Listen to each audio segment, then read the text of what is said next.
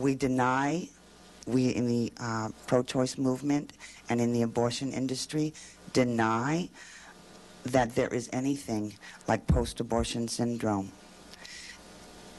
Yet it is real, and they do come back, and I couldn't deny their presence. And their numbers were increasing. And I kept asking, why? Feminists were my comrades. We were thick. We were cohorts. We were, there was just no separating our message and our whole activities that we shared a whole different lifestyle.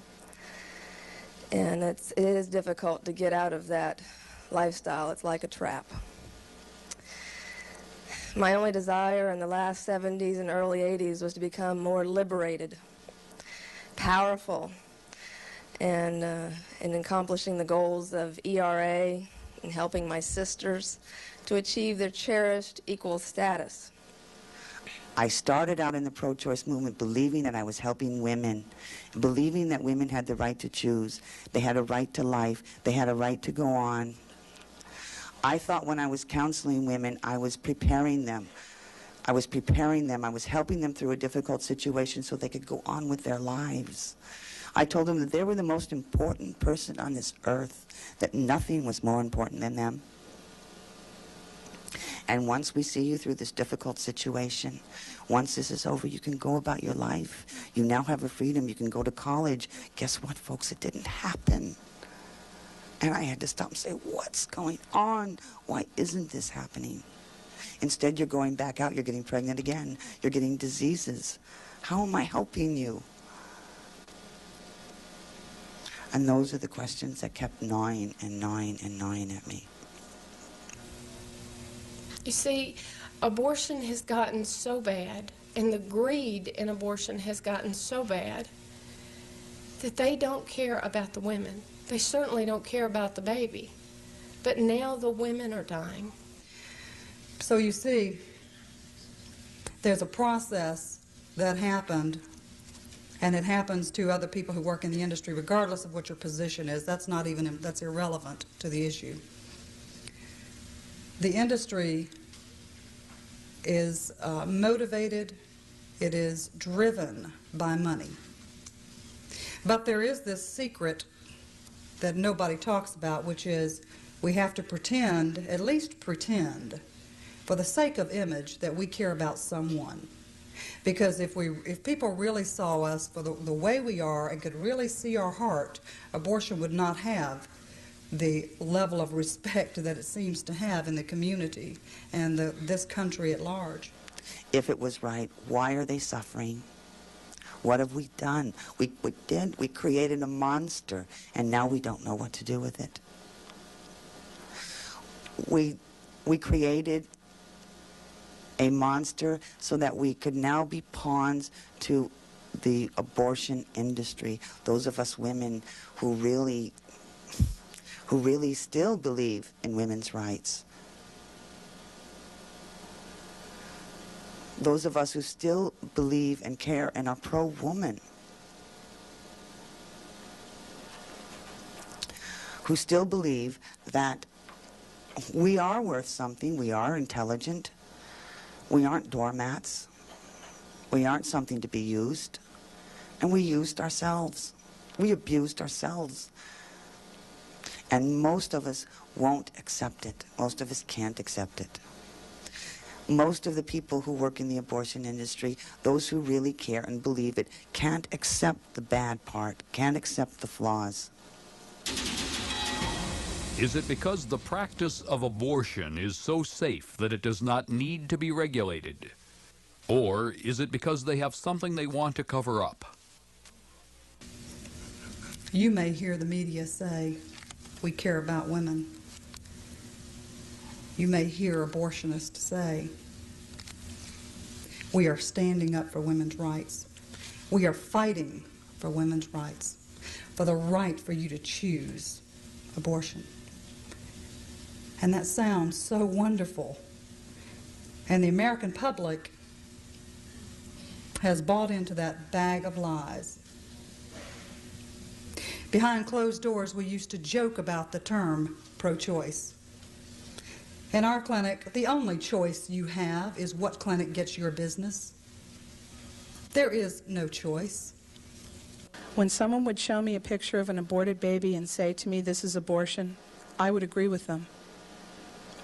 When someone begged me not to kill my baby, I'd look at them and say, "Oh, I'm not here to kill my baby. I'm here to kill other people's babies."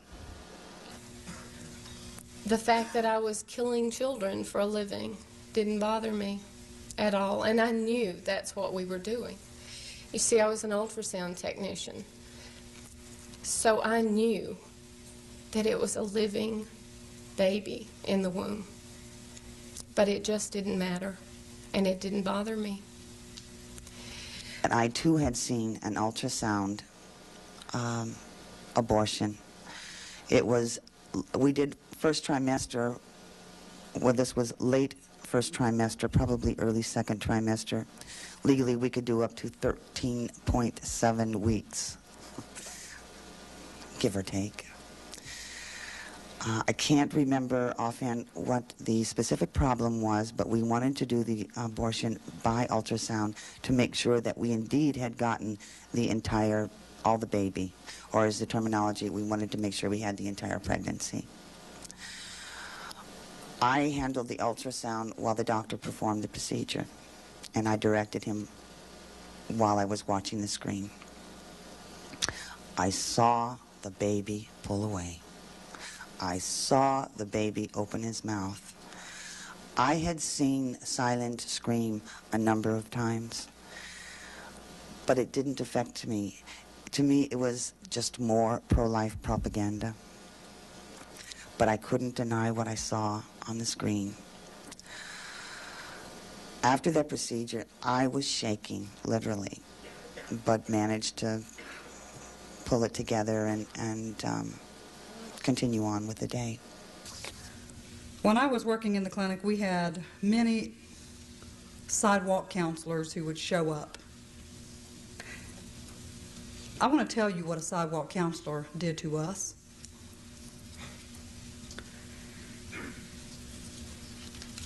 People are nervous when you're there. There's an atmosphere in the clinic that I can't explain.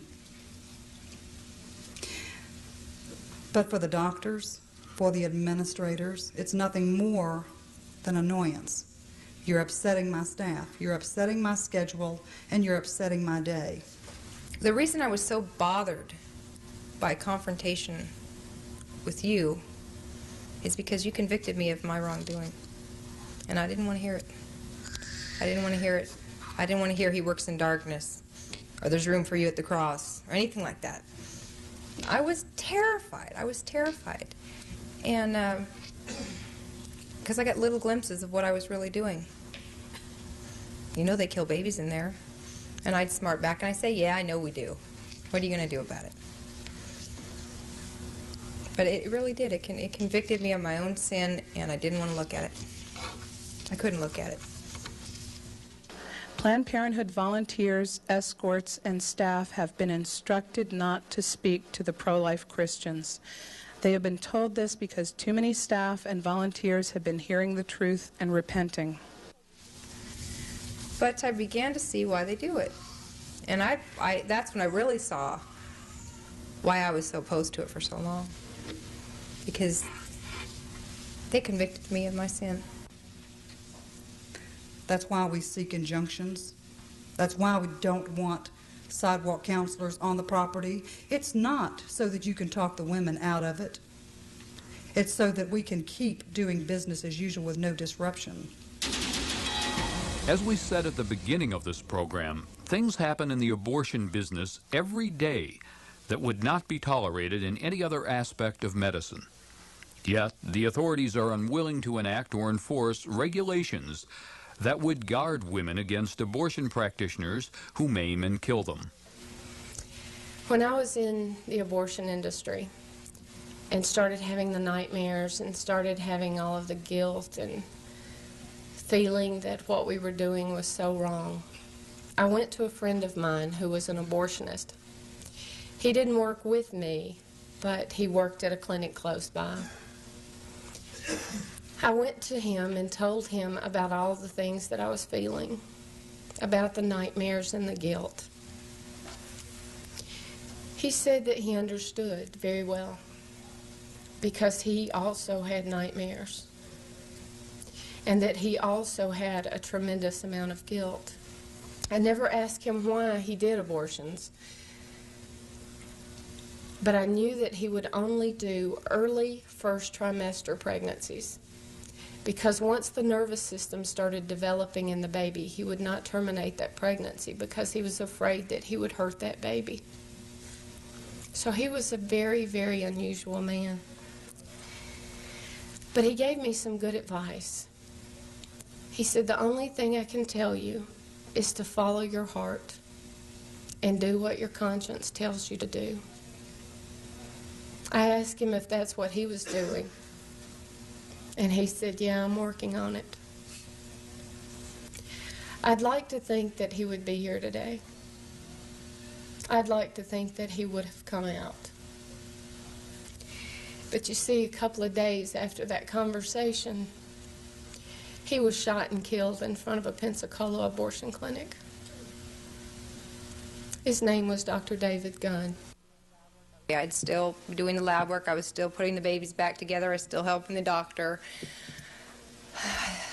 I had toned down a little bit on that joking and that sarcastic sickness that I had the whole time I was there.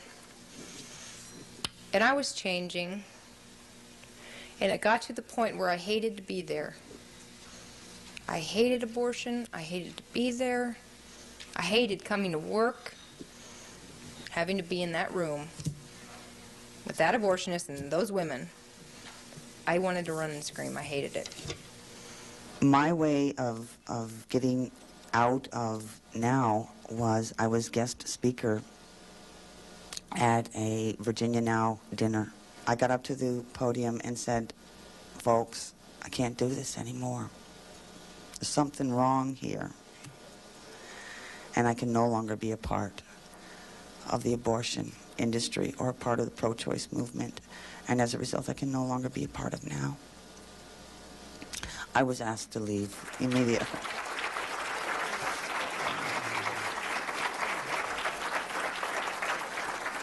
Each and every time we get up to speak, we must relive something that we have done that now we see as horrible, now we see as murder. It never gets easier. Many of you have sinned at some point in your life, but you're not called to stand in front of a group of people and shed the things that you've done and the things that you're ashamed of. And one day somebody gave me the book by Dr. Jean Garton, Who Broke the Baby. That book took all the euphemisms that I'd been using for years as a pro-choice advocate and destroyed them one by one. I would read a couple a night and I would cry and cry. And finally, I think that last night that I wrote, the whole dam broke, and down came the tears, and came all of that, and I became repentant, truly sorry for what I had done, truly sorry that I had taken that life of that innocent child and gave that humanity to that child. Because up until then, even after my son, and even after my daughter, I still wasn't willing to admit that that child was a human being from the moment of conception. I was always giving in to the lies. Life or death means nothing in a clinic. If you do not respect the life of the unborn, how can you respect the life of the mother, and why? It doesn't happen. All those who are entrusted with safeguarding our most basic inalienable rights must take a long, hard look at America's abortion industry. We've heard the testimony of those who are in the best position to know the truth about the business of abortion. This is Abortion, the Inside Story.